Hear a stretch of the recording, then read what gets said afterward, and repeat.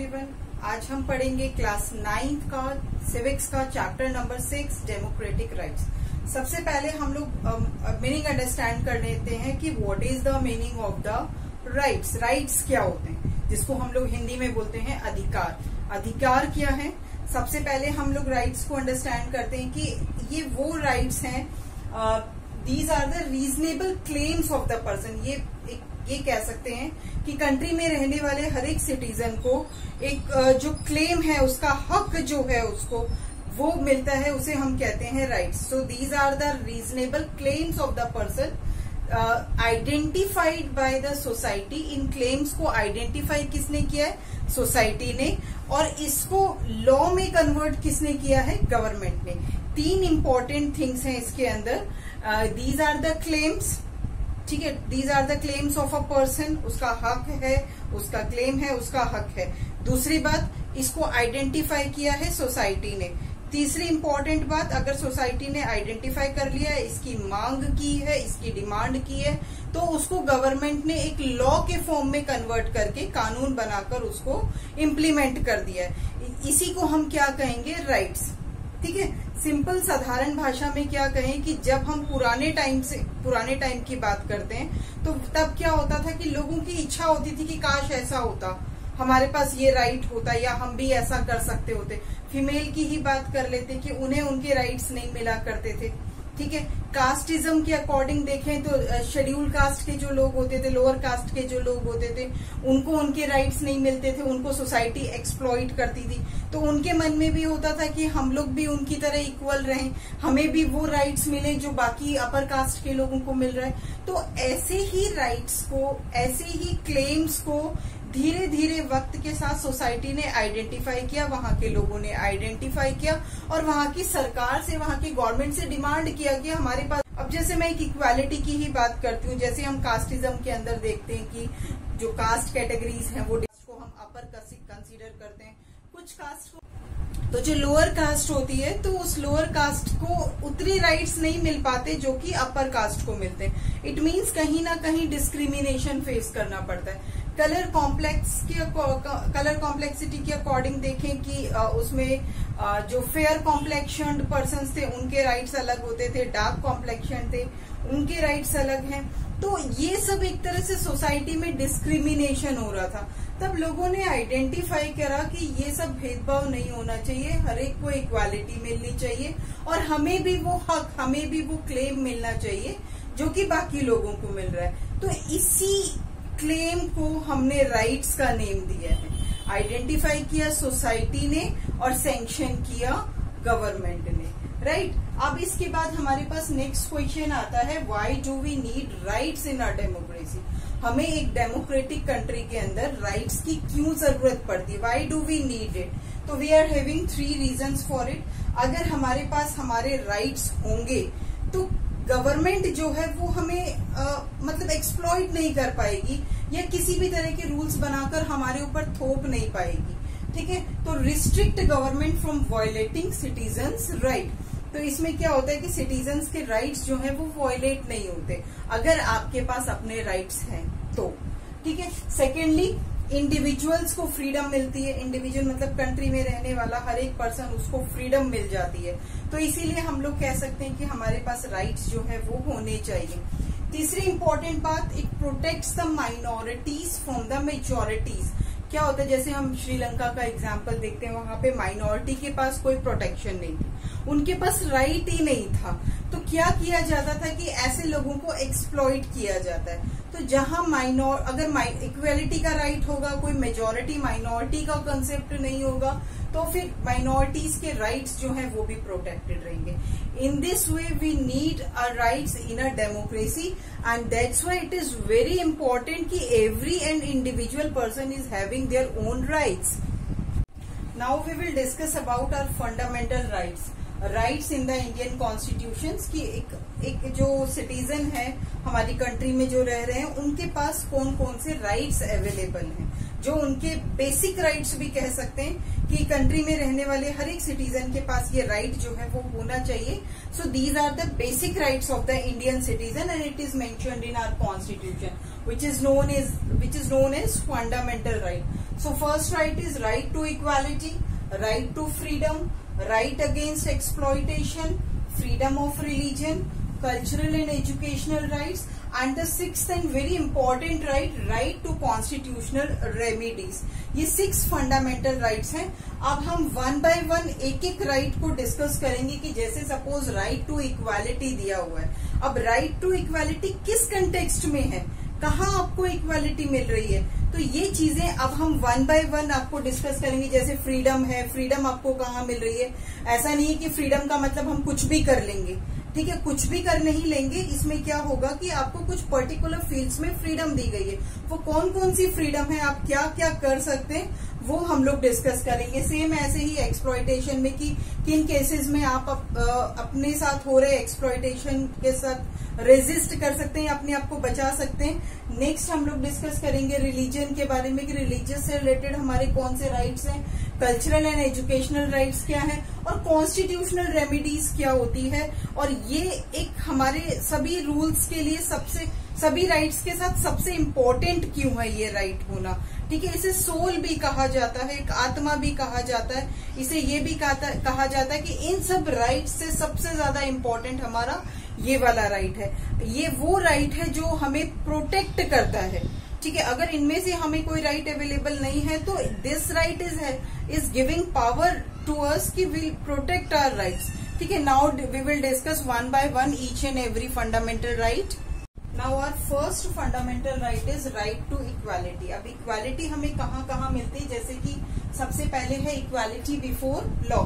It means everyone is equal in front of our constitution, in front of our law, ठीक है. First equality. Second is no discrimination on the basis of colour complexion, on the basis of ground, gender discrimination. किसी भी तरीके से discrimination जो है वो हमारी कंट्री के अंदर फॉलो नहीं किया जाएगा. एवरीवन इज इक्वल और इक्वालिटी का ये कंसेप्ट है. नेक्स्ट है every citizen has access to public places.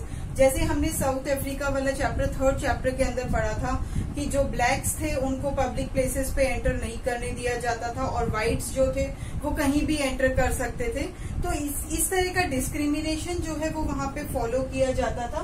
तो अब हमारी कंट्री के लॉज के अकॉर्डिंग कोई भी सिटीजन किसी भी पब्लिक प्लेस को एक्सेस कर सकता है और किसी भी तरह का भेदभाव जो है उसके साथ नहीं होगा, कोई भी डिस्क्रिमिनेशन जो है वो उसके साथ नहीं होगा. Next, equality of opportunity in the jobs.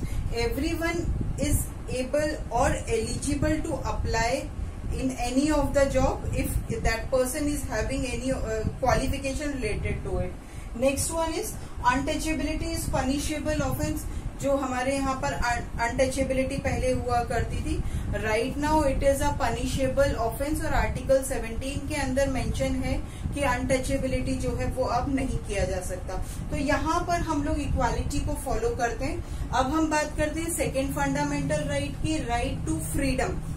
अब फ्रीडम का मतलब ये नहीं है कि आपको हर तरीके से फ्रीडम दी, कुछ पर्टिकुलर एरियाज के अंदर आपको फ्रीडम मिली हुई है जिसको आप फॉलो कर सकते हैं और जिसको आप मतलब आपके कॉन्स्टिट्यूशन के अकॉर्डिंग ये हमारा फंडामेंटल राइट है कि we are having the freedom of these particular thing.